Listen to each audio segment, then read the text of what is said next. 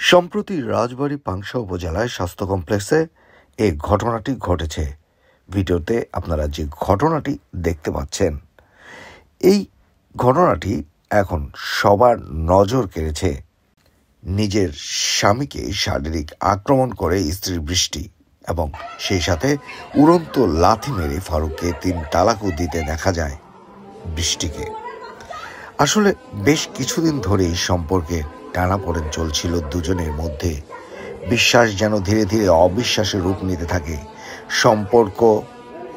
সম্পর্ক মামলা মোকদ্দমায় যেয়ে পৌঁছায়। আসলে দ্বন্দ্বের মূল কারণ সামাজিক যোগাযোগ মাধ্যম।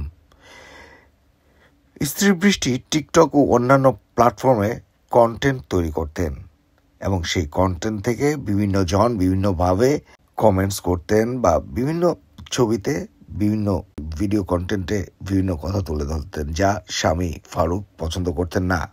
এবং আসলে এই টিকটক ও অন্যান্য প্ল্যাটফর্মে যখন আমরা কন্টেন্ট তৈরি করি, আসলে আমরা এর কুফল বা খারাপ দিকটাও ভেবে নেওয়া উচিত, যার ফলে বর্তমানে অনেকের জীবনেই বা অনেকের দাম্পত্য জীবনেই নেমে আসছে কালো অধ্যায়।